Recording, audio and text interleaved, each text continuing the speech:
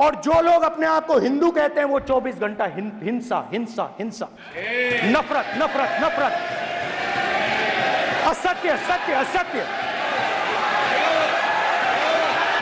और जो लोग अपने आप को हिंदू कहते हैं वो 24 घंटा हिंसा हिंसा हिंसा, नफरत नफरत नफरत, असत्य सत्य असत्य। जो नेता संविधान की रक्षा की बात कर रहे हैं, लोकतंत्र की रक्षा की बात कर रहे हैं, वे ही संविधान का मजाक उड़ा रहे हैं, एक धर्म का मजाक उड़ा रहे हैं, उसका अपमान कर रहे हैं। कोई फिलिस्तीन जिंदाबाद बोल रहा है, कोई कह रहा है कि हिंदू हिंसक है, कोई कह रहा है कि कांवड़ यात्रा से लोगों को तकलीफ होती है। ऐसे तमाम बयान संसद भवन में आपको सुनने को मिल रहे हैं। हाल ही में राहुल गांधी ने बयान दिया कि हिंदू हिंसा करता है, इसको लेकर पूरे देश में बवाल मच गया है। जगह जगह पुतला दहन हो रहे हैं, विरोध प्रदर्शन हो रहे हैं। हम भी आज पहुंचे हैं धार के वकीलों के बीच में, अभिभाषकों के बीच में। यह लोग कानून के ज्ञाता भी हैं, राजनीति में भी हस्तक्षेप रखते हैं और समाज सेवा भी करते हैं। तो इनसे चर्चा करने का आज हमने मन बनाया और उनके बीच आए। उनसे इस विषय पर चर्चा करेंगे और पूछेंगे कि संविधान की रक्षा कैसे होगी, क्या इस प्रकार के बयान से संविधान बचेगा, लोकतंत्र बचेगा। हम चर्चा करते हैं। सबसे पहले हमारे नवनीत जैन है, अभिभाषक हैं, समाज सेवा के, राजनीति में भी हस्तक्षेप है। चर्चा करते हैं कि बताइए कि इस प्रकार के बयान जो लोकसभा में अपने सुनने को मिल रहे हैं, संसद भवन में सुनने को मिल रहे हैं कि हिंदू हिंसक है, फिलिस्तीन जिंदाबाद, एक धर्म विशेष को टारगेट किया जा रहा है कहीं ना कहीं इस मामले में, तो क्या कहेंगे? संविधान की रक्षा होगी क्या, लोकतंत्र की रक्षा की जा रही है इस प्रकार? क्या देखिए, संविधान की रक्षा की उम्मीद कांग्रेस के नेताओं से करना तो बेमानी है। जब वो सत्ता में रहे तो उन्होंने संविधान का कितनी बार तोड़ा मरोड़ा और कितना उन्होंने किया है, ये इतिहास गवाह है। रहा सवाल हिंदुओं के हिंसक होने का, तो पूरे विश्व के इतिहास में कहीं पर भी किसी भी राष्ट्र के इतिहास में कोई ऐसा पन्ना नहीं है जहां किसी हिंदू के कारण कोई कानून व्यवस्था भंग हुई हो। भारत में हिंदू बहुसंख्यक है, उसके उपरांत भी अगर अल्पसंख्यक समुदाय अपने सभी कानूनी अधिकारों का उपयोग कर रहा है, इसी से पता चलता है कि हिंदू जो है वो न तो हिंसा में कभी उसका विश्वास रहा है और न इस प्रकार की गतिविधियों में कभी वो सम्मिलित रहा है। लेकिन अपने शस्त्र और शास्त्र दोनों की सुरक्षा करना, अपनी संस्कृति की सुरक्षा करना, यह हिंदू समुदाय ने हमेशा सीखा है। यह सनातन संस्कृति है। लेकिन इसका अर्थ हिंसा हमेशा होता है किसी कमजोर को दबाना। कमजोर को हिंदू समाज ने कभी नहीं दबाया। जहां तक बात रही राहुल गांधी की, इसके पूर्व में अकबरुद्दीन ओवैसी ने भी इसी प्रकार का फिलिस्तीन जिंदाबाद जैसा कुछ शब्द संसद में कहा था। राहुल गांधी ने भी कहा था। संविधान की हाथ में प्रतियां लेकर के दुहाई भी ये लोग दे रहे हैं, लेकिन जिस संविधान की शपथ लेकर के ये संसद में बैठे हैं, उसी संविधान में ये लिखा हुआ है कि किसी भी पंथ या किसी धर्म के विरुद्ध जो है वो इस प्रकार की टिप्पणियां नहीं की जानी चाहिए। लोक प्रतिनिधित्व अधिनियम के अंतर्गत भी नेताओं से अपेक्षा की जाती है कि वे चुनाव के दौरान भी ऐसी कोई टिप्पणी नहीं करेंगे जिससे किसी धर्म या किसी वर्ग की भावना आहत हो। संसद में विपक्ष के नेता के रूप में राहुल गांधी ने जिस प्रकार का बयान दिया, इससे स्पष्ट रूप से लगता है कि राहुल गांधी जो है वो केवल एक वर्ग विशेष के नेता साबित होने की कोशिश कर रहे हैं। वो आम जनता की ओर से वहां पे नेता नहीं बन पा रहे हैं। और कहीं ना कहीं कांग्रेस की बौखलाहट भी सामने आ रही है कि जिस प्रकार से उन्होंने चुनाव में एक झूठ का पुलिंदा बनाने की कोशिश की थी, लेकिन वो सफल हुआ नहीं। मोदी जी की तीसरी सरकार, वापस तीसरी बार जो मोदी जी बैठे हैं, तो झूठ का पुलिंदा उन्होंने परोसने की कोशिश की थी, जनता ने स्वीकार किया नहीं। ये उनकी बौखलाहट भी नजर आ रही है।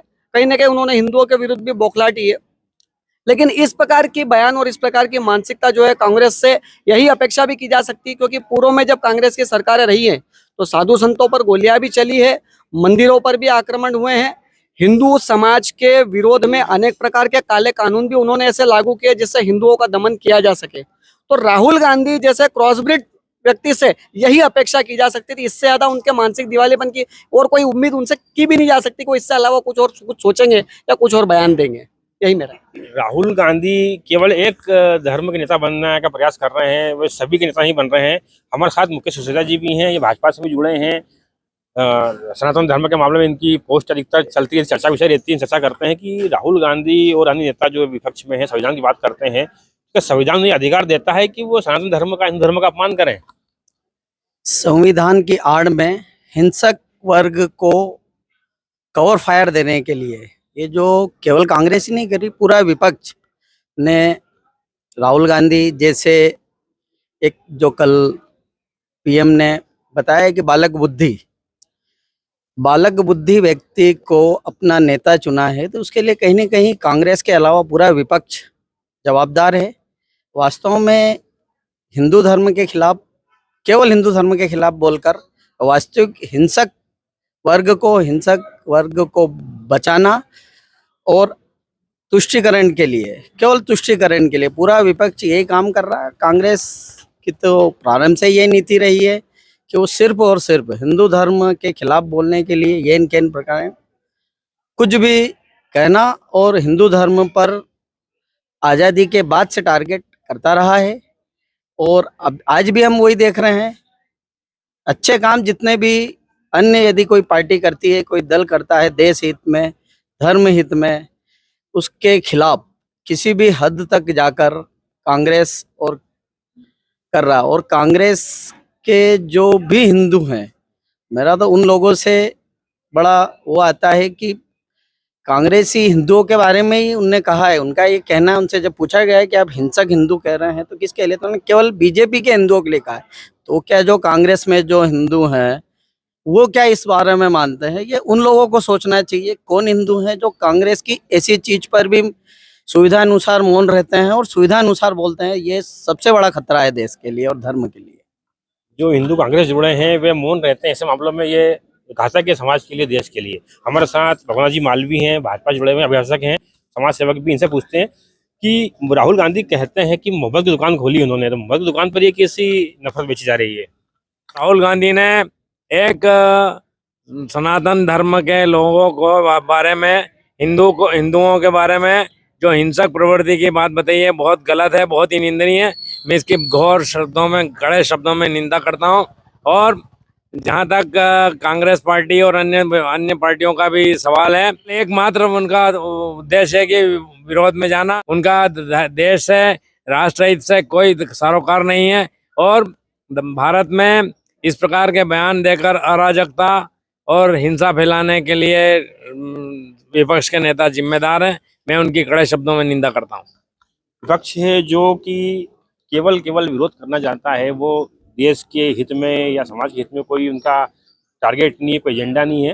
हमारे साथ सुरेश जलोदिया जी हैं जो कि भोज उत्सव समिति के अध्यक्ष भी हैं, अभिभाषक हैं, भाजपा से जुड़े हुए चर्चा करते हैं। बताइए कि संसद भवन में, लोकसभा में नया काम देखने को मिल रहा है। कोई बोला फिलिस्तीन जिंदाबाद बोल रहा है, कोई कावड़ के खिलाफ बोल रहा है, कोई हिंदू धर्म के खिलाफ बोल रहा है। तो क्या ये संविधान के लिए सही है या इस देश के लिए सही है?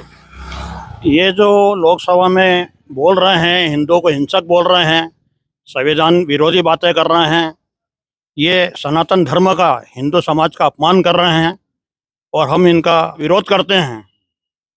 और ये वर्ग विशेष को खुश करने के लिए ऐसी भाषा बोल रहे हैं।